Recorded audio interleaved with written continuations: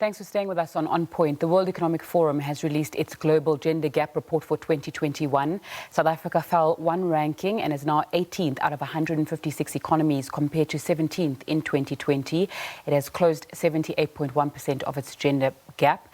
Let's get more on this. I'm joined by Vesselina Ratcheva, who's the lead at the Center for New Economy and Society at the World Economic Forum. Thanks so much for your time on SABC News. Just talk to us about how that study is conducted. Apologies, there might be a slight connection issue, but what I wanted to first set off by saying is thank you very much for having me here. I think I understand the question, but can you please repeat it? Talk to us about how the study was conducted. Great. So this is the 15th edition of our Global Gender Gap Report, and we have for those years consistently measured exactly the same indicators, showing how women and men fare relative to each other in economic participation, in education, in health, and in political empowerment. Together, this gives us a full picture of how women and men are faring in tandem as economies develop and expand, whether inequalities are opening up or closing, and we're able to actually do this comparatively for a large number of countries globally, and to give country governments and policy leaders, together with the private sector, a really good picture of what they could target to address. Talk to us about how COVID-19 impacted on existing gender gaps and inequalities. So what COVID has done is that it has supercharged in many ways the existing inequalities that were there in societies already. What we're seeing is that women are being more impacted in economies where they were already shouldering a disproportionate share of the unpaid care burden. And therefore, as we've seen new challenges with schools closing, with changes to the routines of care establishments, those challenges have been exacerbated by the already existing division of labor within the home and how men and women split care responsibilities, leading to the fact that some women are therefore telling us they are facing significant challenges in maintaining the same level of workplace engagement as in the past in quite a lot of countries. In addition to this, we've seen unemployment rise above what it was in reaction to the COVID-19 crisis in quite a lot of economies. And then within that level of unemployment, we're actually then seeing very different impacts on different populations, both men and women, but also different ethnic and racial groups within those divisions. Mm-hmm.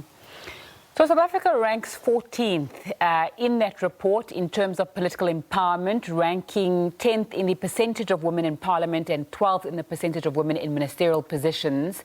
How does this compare with the rest of the world?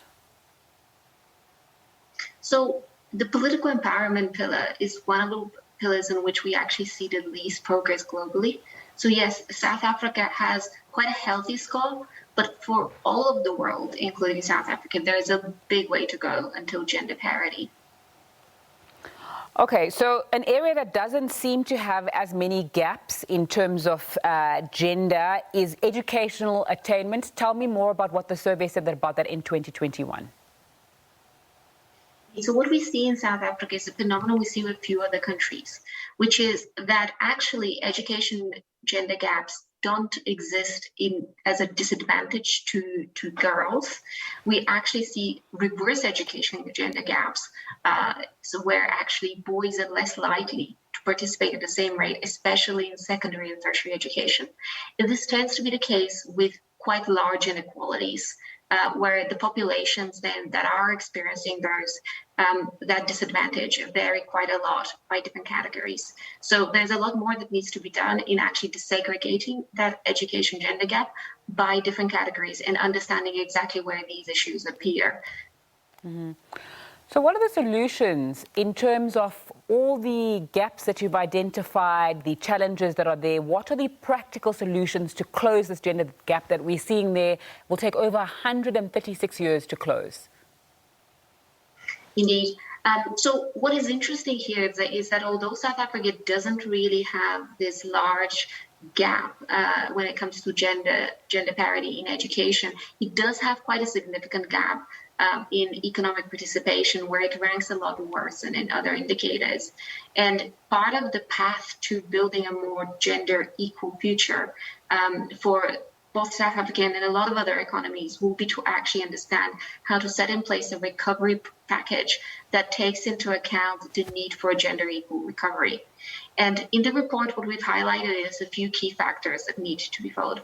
One is to ensure a very healthy care sector. So this is both a sector that will have significant social benefits in terms of being able to provide quality care for children from an early age, but also to alleviate some of those care responsibilities at home and empower women to participate in the labor market. But it also is a job creation sector. It's a sector that will actually create more opportunity in the labor market. However, one caveat there is that it needs to be a well-remunerated sector. It can't be a sector that's poorly paid and poorly recognized. It is a significant amount of work, stabilizing work, resilience building work for our whole economy. So that's something that needs to be recognized. Another aspect is building in the kinds of talent needed for the jobs of tomorrow. We know that in the current context, there's vast amounts of digitalization, and there are changes to company strategies that will impact the kinds of jobs that are available. Therefore, there is also a need to understand what are the new emerging roles and how can the skilling needs for people to be able to staff those roles be met.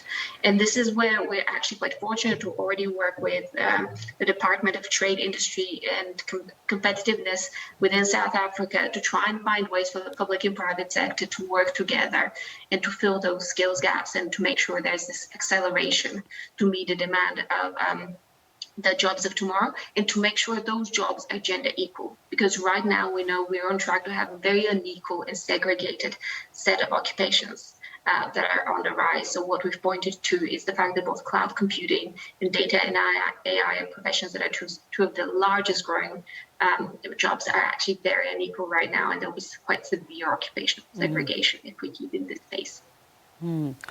Vesselina Ratcheva, who's the lead at the Center for the New Economy and Society from the World Economic Forum, thanks so much for your time on SABC News and explaining some of the findings from that 2021 report on gender gaps.